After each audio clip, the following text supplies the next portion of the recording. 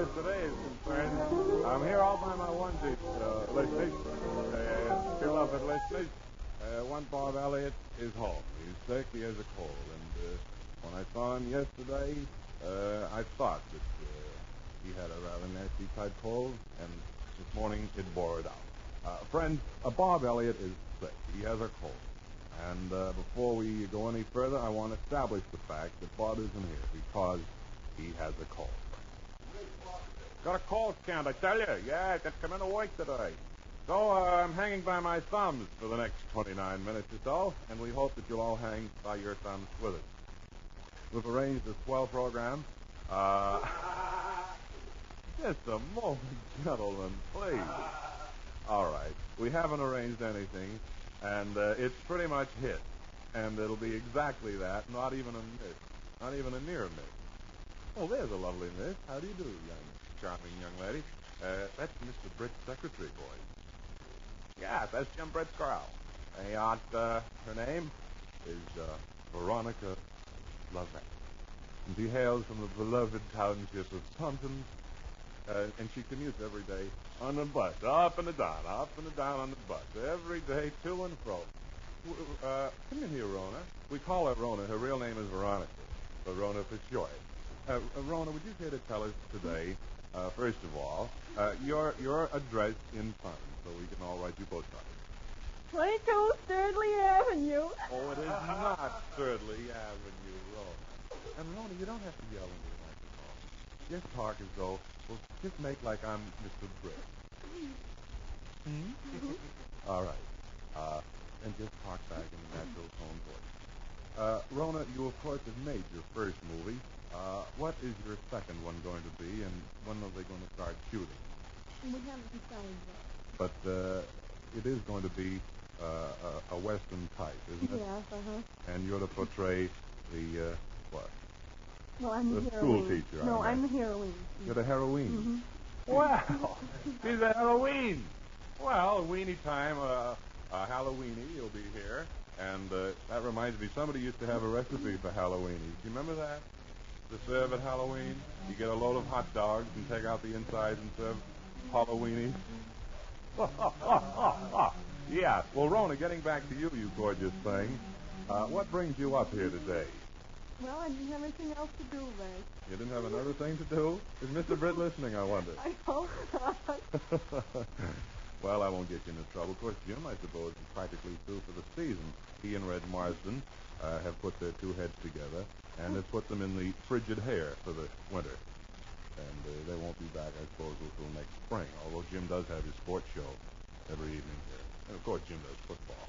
Oh, yes, and basketball. What games will Jim be doing next week? Could you give us a preview? No, I wouldn't know, Ray. What kind of a secretary is this? What song are you going to sing, Rona?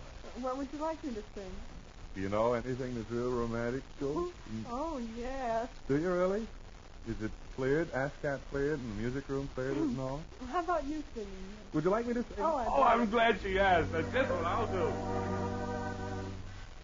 That was yours truly, Ed Stradley, and the lovely Rona Levesque from Taunton, Massachusetts. Rona, it's been a real pleasure hanging by my thumbs with you this afternoon, and I only hope that on your return trip to Taunton aboard that 12 bus that you'll have a good up and down ride back home. I always ran into this difficulty when I was reading a newspaper. No commercial? Oh, don't worry. Sit down, Paul. Don't worry about commercials. We have, We have Fatima Cigarettes with the charming Basil Rathbone, who will read. We also have Mission Bell, and then we have, of course, America's new thrill sensation, PM Mayhem. PM Mayhem. That doesn't help you. Does West Peabody help you? Yeah. Oh, boy, that's yeah. The mystery show. No, it isn't, Ken. It's thrilling. Drum-da-dum-da-dum-da-ding type music. Huh? Oh, yes. Oh, that's right. Well, anyway, that, of course, is our third sponsor today, the West Peabody Speedway, located, unbelievably, in West Peabody. Excuse me, friend. As I was saying, though, riding a bus has always been a problem for me. Did you ever try to read a newspaper on a bus? How many times you read the same paragraph over and over and over? And, well, there's also other things that bother you on an old Buck. I just don't, well, I won't say any more about them. I think Buck is grand, in case any Buck owners are listening in. Thank you, Jim. Jim brought Basil Rathbone. Basil, I wonder, would you come in here, Basil, and say a few words for us? Yes, ladies and gentlemen. Gives me a great deal of pleasure to present Basil Rathbone. Yep, here he is, cuddling, of all things, cigarettes. Go ahead, Baz. If you want a long cigarette, buy the best cigarette. Buy Fatima. First quality for 30 years. Fatima cigarettes. For 30 years, Fatima cigarettes. Just think. Rona just made the observation that she hoped her mother was listening. Now, isn't that cute? I hope she was too, Rona. I hope your boyfriend and all your girl acquaintances and everybody was listening except Mr. Briggs. I certainly hope he wasn't listening for your sake. But good luck, Rona, and why don't you get down off your thumbs for the land's sake?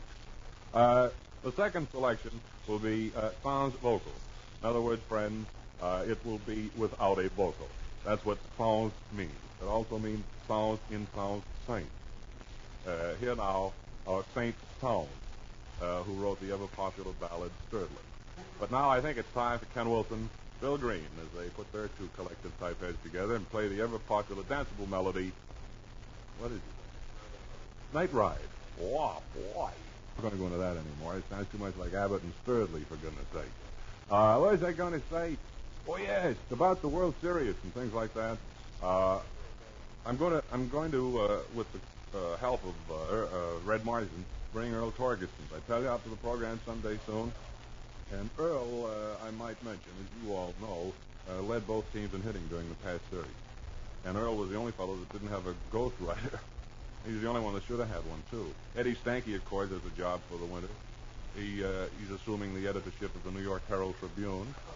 Red Barrett is becoming associate editor of Time, Fortune, and Life magazines because of his journalistic experience during the series. Who else wrote? Bob Feller, Jeff Heath, Sir Jeffrey Heath. He is becoming a consultant, I imagine, to John Hopkins, where his leg will be down there for 3 or 4 weeks. Everybody looks at it. And Jeff, of course, is a very excellent writer, as was attested by his columns. Now, who else wrote? Everybody had a ghostwriter. Billy Southworth, manager Billy Southworth. He also has gone west, home to Sunbury, Ohio, where he will write editorials, I suppose, for the Columbus Dispatch or something. So everybody in baseball now has turned to journalism, and for the whole winter season. But we're going to try and get Earl Torgerson up here and ask him a few questions. Ask him about that prize-hungry 9 team he used to play with out in...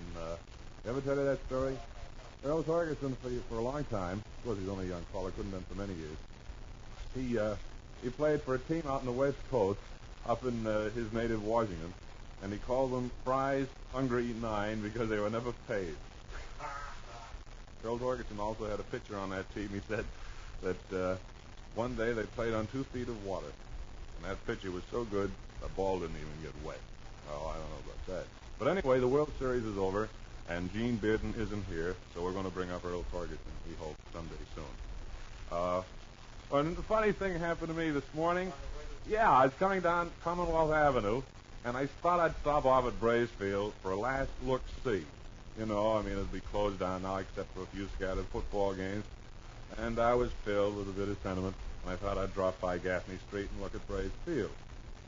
So I go in under the stand, and there isn't now get this, there isn't a soul there, see?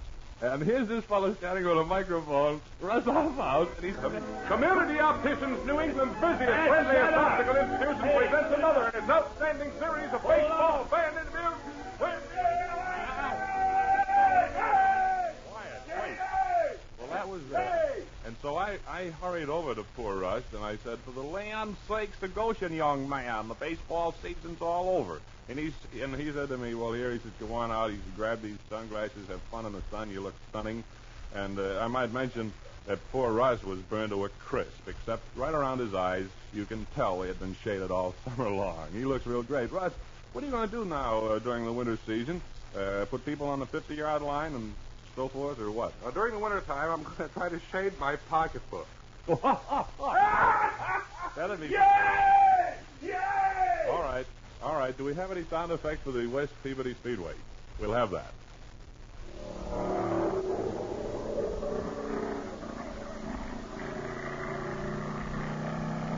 Here's a sport that's new. Sport that's different. It's stock car racing. Wait a minute now. Hold up. You mean they're bringing in some of these stock cars from Chicago to race? Could that be it? Sure. America's newest thrill sensation, presented for the first time at the West Peabody Speedway. Friday night. Friday night, that is. You're writing it down, can I see? Friday. Now, see this fast-growing sport. It's so fast and furious that drivers have to wear crash helmets and be strapped to their seats. It's PM Mayhem. Stock cars with hopped-up motors rounding curves at speeds that defy the laws of gravity. In the studios this afternoon, ladies and gentlemen, we have Edgar T. Gravity, who invented the law of. Edgar, would you come up, former congressman from the 15th district? Would you come up here, sir, and tell us about the law of gravity, please? I'll be very happy to indeed. The law of gravity all was started by Newton. Now, there were several Newtons. There was West Newton, Newtonville, Newton Corner, and Newton Upper Falls and Newton Lower Falls, and then there was Newton Highlands, and they were all Newton. Excuse me, just a moment. Would you have some stays on you, please? Well, no, I tell you. Well, the reason I'm ask not is... wearing my usual corset today, No. and I always have stays when I have... No, I mean to keep your teeth inserted. Running over onto my next commercial. Well, down to the dentist. They have a new dentist down there. Just finished my work. Name of Hopalong Cavity. Excuse me, I'm from the Federal Communications Commission. What's going on in here? Who's this character? What's your name, sir? My name's Goulding. I ain't doing nothing. I just standing around here. Well, I don't care what you're doing. What about you there, Hey, Federal? get your arm off of me, please, will you? Come on. Hey, stop that now. I don't want to be... Well, Dr. Ordway, how did you solve that amazing crime? Well, it was simple. The guy come up to me and he confessed. You see what I mean? Oh, well. The next thing that we had promised to do today was the second of Ken Wilson and Bill Green's musical offerings. This next one is an original. Certainly, someone wrote it, and here it is. Speaking. All right, Bill. Please, Bill. Just a moment, please. I have a commercial to read. Say, about that sport I was talking about, that PM Mayhem with the stock cars with hopped-up motors rounding curves at speeds that defy the laws of gravity. Well, where do you go to see these first stock car races Friday night at the West Peabody Speedway? You go to the West Peabody Speedway, friends. That's where they are. The West Peabody Speedway is easy to reach, just 15 miles north of Boston Common, on Route 120, just off the Newburyport Turnpike, at the corner of Pine and Lake Streets in West Peabody. We all know corner of Pine and Lake Street in West Peabody, for goodness sake. So that's where it is. The first race, 8:15 p.m. It'll cost adults $1.20, children 60 cents, including tax. So that's it. $1.20 for you big fellas, 60 cents for the kids, including a tax. Out at the West Peabody Speedway, come Friday night for the first stock car races around this section of around here. I am now ad-libbing, friends, and don't you worry. I have done it several times. So don't give it a thought. Now, let me see. Just the other day I heard the fellow say, is it time for that now or time? Well, wait a minute. Before we let that go, come over here, Mary, and say hello to everybody. Thank you, Ray. Where's Bob, please? Well, he's sick. He has a nasty type fall cold. Oh, well, that's too bad. Maybe I could... I wonder would he be listening in, Ray? Well, I don't really know. I don't suppose he would. Why do you ask, Mary? Well, I thought maybe, Ray, I could give him my homespun remedy for colds. Is it in the throat, do you know? I think it is, yes, because he sounded a lot like Basil Rathbone here this morning, or yesterday morning when he was around. I think it is in his throat. Either that or in his bronchial tubes. Oh, not that. Poor young man. In his bronchial tubes, Ray. Yes, Mary. Isn't that a shame? Well, those young men. Well, here it is, anyway, if Bob is listening, and if some friend nearby maybe could run over with the recipe to him. What I do is use duck fat. Hold up now, Mary. Just a moment, please. What's this duck fat you speak of? Yes. I cook and boil a duck. And the fat solubles will come. Excuse me, Mary. What are you talking about? Fat soluble. For the land's sakes, he has a cold. He's not hungry particularly. Well, no, Ray, for the land's sakes, I'm not talking about his being hungry. I take the fat off the top of the pot, and I put it in a sock. Now, I know that seems funny to you people listening, but it really isn't. If you have a cold, you'll try anything. Excuse me, Mary. I've come to the conclusion that the cheapest way to get rid of a cold is to buy a drugstore. No, that is not essential, Ray. Absolutely not. Now, what I like about duck fat, it goes to work in 18 ways, and 2 of them aren't very nice. I'll say that. Land's sakes, you lose every friend you ever owned for the land's sakes as you walk up and down the street with a sock full of duck fat around your neck. But that's what you do, and I suggest you sleep on it. On the duck fat, that is. And if you can make your bed up cozy-like with, yes. Mary, did you hear what Mr. Wilson said? It's very funny. He said this is a foul recipe. Well, Ken has hidden talents. Land sakes, he ain't no musician. Yeah. Yes, for the land's sakes. Well, anyway, Bob, that's what to do. Fill up your sock with duck fat and have a good time. And write to me, won't you? Well, I think he'll be back tomorrow, Mary, really. I hope so, anyway. Thanks, Mary. Sit down. Eat all those marshmallows you want. Yes, she brought her own duck. Hey, whoa, here come Kay Aracelian. Miss Kay, go right ahead. Just the other day, I heard a feller say, give me Mission Bell wine because Mission Bell's fine. Pardon while I rave about the money that I save buying Mission Bell wine because Mission Bell's fine. Drink it red or white, enjoy it day or night. Here's the wine to tempt you, and the price is right. The price is right. The price is right. Yes, indeed. That's Mission Bell, America's finest wine. Top quality at low, popular prices. Yes, from grape to glass, every step is in the hands of the Aracelian family. Take a tip, try a sip, enjoy a bottle today. That's why it's every day you'll hear everybody say, give me Mission Bell wine because Mission Bell's fine, because Mission Bell's fine, because Mission Bell's fine. Produced by K. Aracelian Incorporated, California, New York, and Chicago. And again, I'd like to remind you that Kay Aracelian is one of the busiest girls on the West Coast, turning out all that wine all the time. Well, good old Kay. And as Bob said, she has real purple hands, too, because all the wine is kept in the Aracelian family's hands.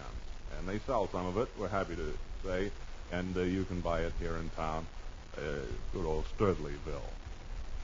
Now, let me see what else we have here. I don't believe there's anything of any importance. I was expecting a last-minute, no, not a last-minute communication, Bill. I was expecting a last-minute arrival of Spike Sturdley, the coach of ICU, and I'm only hoping that he'll get here before we sign off. Of course, we'll know when he arrives. The band starts playing the minute he steps off. Oh, wait a minute, hold on.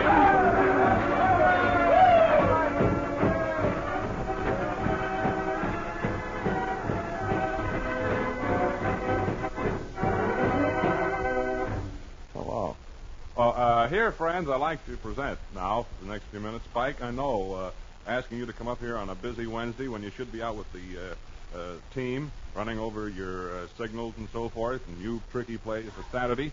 I know it's been very kind of you to come up here and to give us your time. So, Okay. friends, You sports lovers in the audience, here he is, Spike Sturdley, coach of Indiana Collegiate University. Oh, that's all right.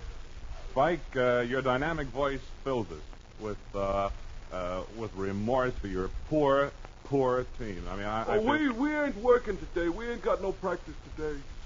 You see, the halfback, he run into a little difficulty.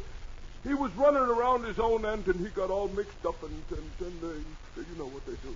Yeah, well, for the lady. Did you ever try to run around your own end? Yes, I No, sir, I didn't. Hey, it's trouble, you know. They got trouble when they do those things. Dr. Ordway, how did you solve You take a this big amazing guy, problem? you know. There's a big guy. Well, it was very easy. This man came into my office one day, and we want to thank the makers of Spike Sturdley for sending him up this afternoon. Today with Bob and Ray. We'll be heard again tomorrow at 1 o'clock, and we hope that Bob will be with us at that time. Music on the program, Ken Wilson at the organ, Bill Green at the piano. Together they play an organ and a piano, and they're known as an organ-piano team. We certainly hope you can join us at 1 o'clock. Thank you, Russ Offhouse, for that very kind appearance, and I know you're going to thank us for that nice plug you got in for your sponsor. So long, everybody. And keep hanging by your thumb, even if it means trouble.